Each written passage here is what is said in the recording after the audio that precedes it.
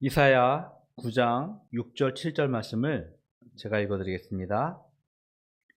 이는 한 아기가 우리에게 낳고 한 아들을 우리에게 주신 바 되었는데 그의 어깨에는 정사를 메었고 그의 이름은 기묘자라 모사라 전능하신 하나님이라 영존하시는 아버지라 평강의 왕이라 할 것입니다. 그 정사와 평강의 더함이 무궁하며 또 다윗의 왕자와 그의 나라에 군림하여 그 나라를 굳게 세우고 지금 이후로 영원히 정의와 공의로 그것을 보존하실 것이라. 만군의 여호와의 열심히 이를 이루시리라. 아멘. 우리의 성탄절은 예수님의 탄생보다는 한 해를 마무리하고 또 새로운 한 해를 준비하는 분주함 가운데 있는 것 같아요.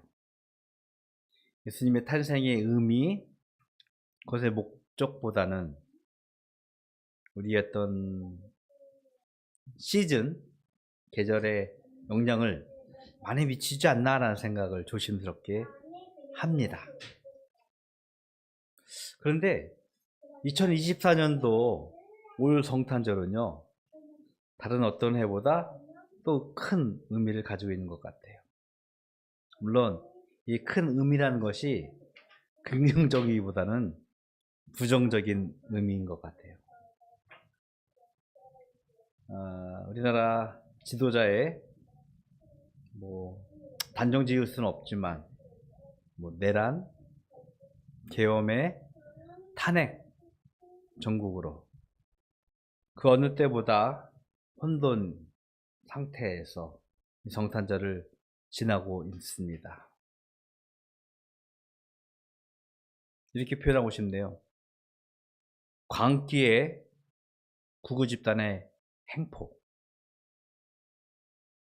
그것이 대한민국 국민들을 더 깊은 좌절과 또 공포로 내몰았습니다.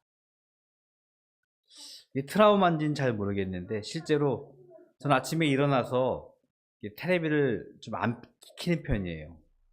요즘에는 텔레비를 켜서 꼭 아침 뉴스를 좀 봅니다.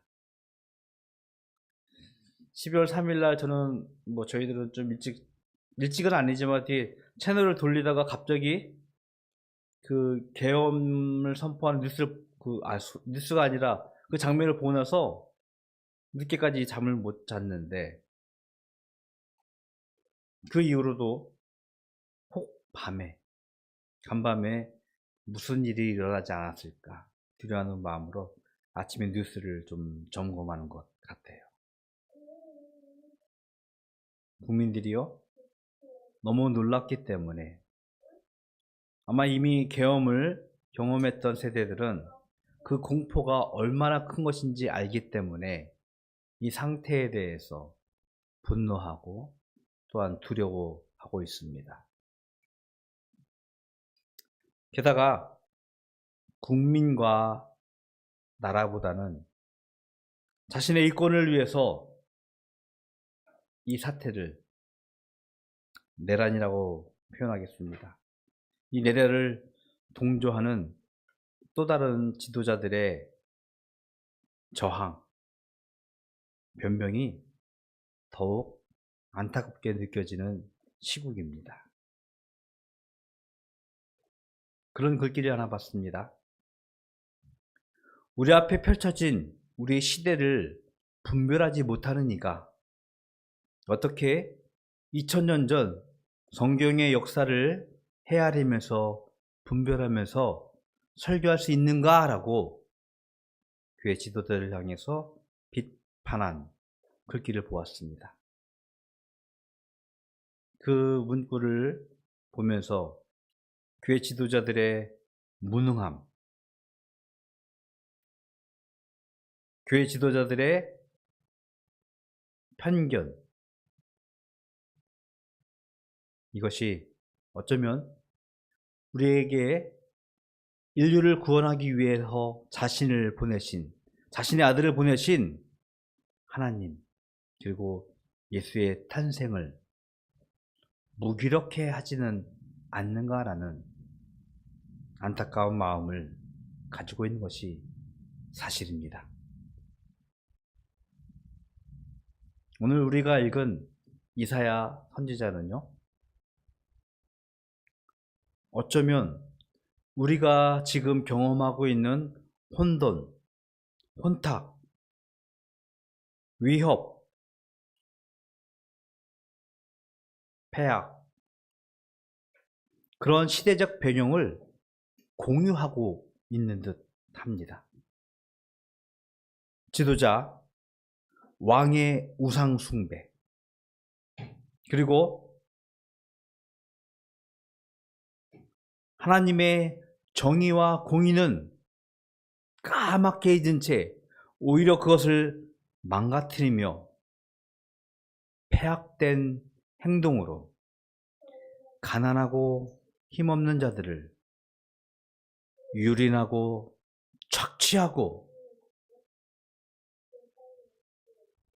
그들을 향하여서 생존적인 고통으로, 위기로 내몰고 있는 듯한 상황이 이사야 시대의 상황이었습니다. 물론 성경은 정치적인, 경제적인 접근을 하는 것은 아닙니다.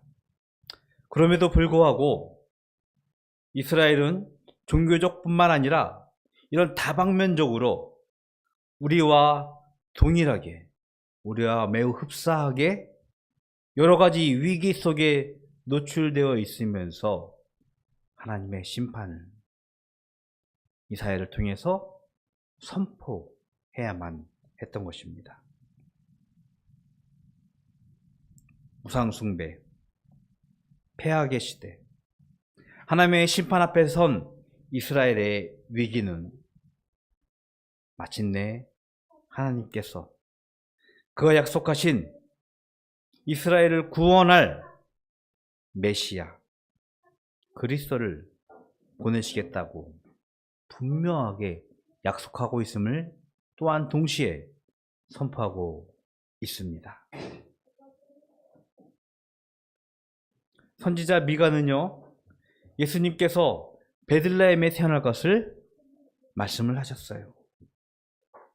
이사야 선지자는 우리가 읽은 말씀 이외에도 처녀가 잉태하여 아들을 낳을 것이라고, 그리고 그의 고통과 죽음을 직접적으로 그리는 오래된 예언을 우리들에게 약속하셨습니다.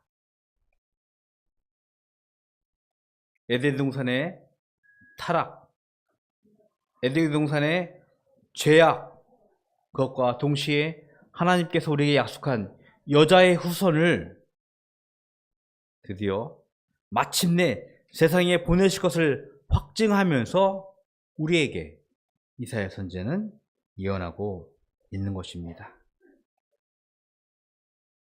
혼돈과 폐역의 어둠을 밝히는 생명의 빗줄기 같은 하나님의 은혜가 이사야 선지자를 통해서 마침내 우리들에게 선포되고 있는 것입니다. 한 아기가 우리에게 낳고 한 아들을 우리에게 주신 바 되었다. 그는 놀라우신 책략가, 용맹하신 하나님, 영원하신 아버지, 평화의 으뜸 구주입니다 라고 그의 이름을, 그가 할 일을 우리들에게 이사야는 가르쳐주고 있습니다.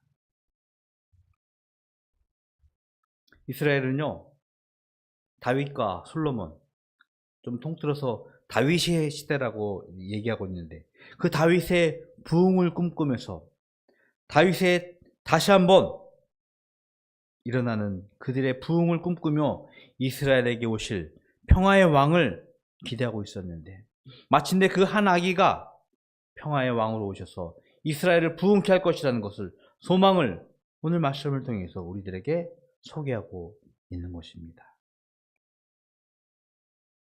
계속해서 그 말씀을 읽다 보면 그는 마침내 불순종과 죄악의 시대를 끝내고 영원한 하나님 나라를, 하나님의 정의와 공의가 굳게 세워져서 선포되어지고 이 땅 위에서 실현되는 그 나라를 통치하실 왕으로 그 아기 예수를 우리들에게 소개하고 있는 것입니다.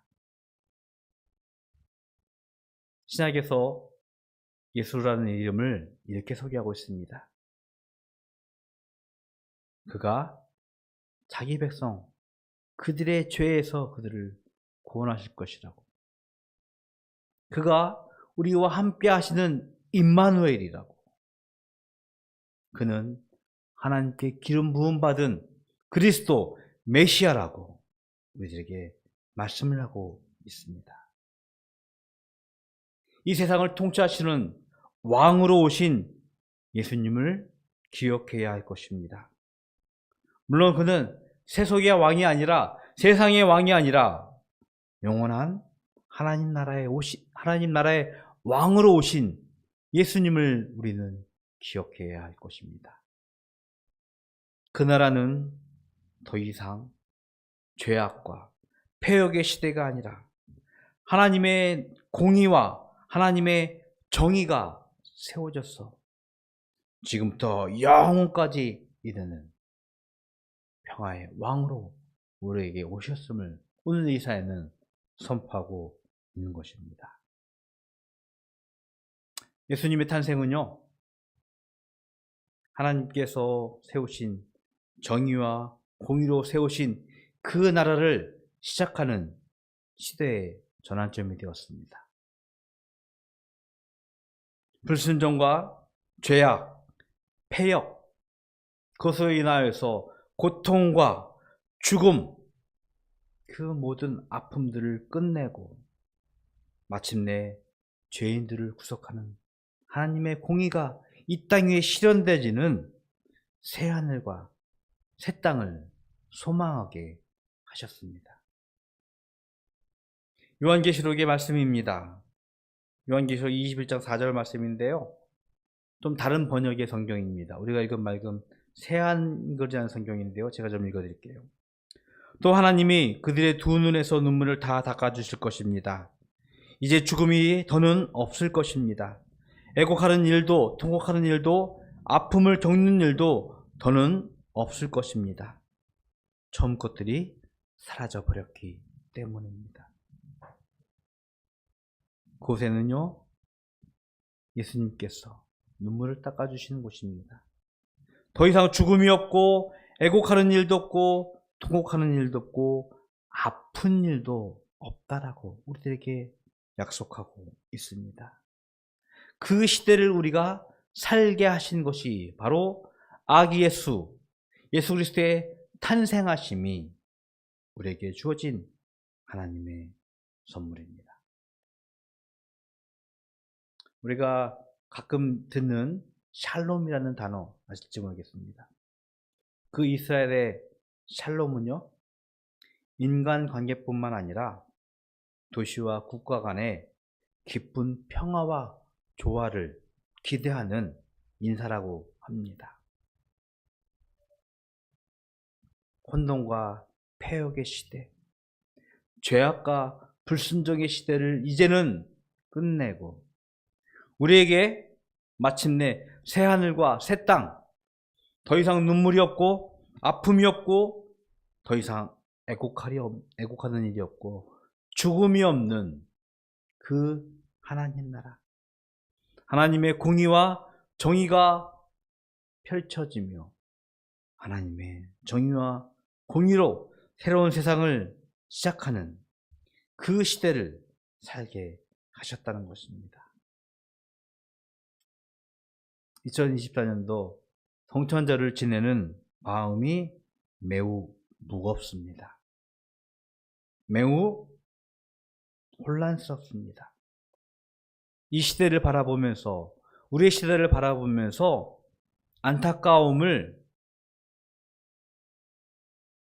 탄식함을 금치 못하고 있습니다. 하지만 우리는 기대하고 소망합니다. 평화의 왕으로 오신 아기 예수, 그분을 우리가 기억하면서 그분의 탄생을 기뻐하고 축하하면서 어쩌면 우울하지만, 어쩌면 마음이 아프지만, 어쩌면 마음이 상해서 울고 싶지만, 이 성탄절을 하나님의 평화가 임하기를 다시 소망하면서 보내기를 소원합니다. 평화의 왕, 하나님의 공의와 정의가 마침내 우리를 통치하시는 그 나라의 왕으로 오신 아기 예수의 탄생을 기뻐하면서 축하하며 하나님 앞에 설 수 있는 바다교회 모든 가족이 되기를 주님의 이름으로 축복을 드리겠습니다.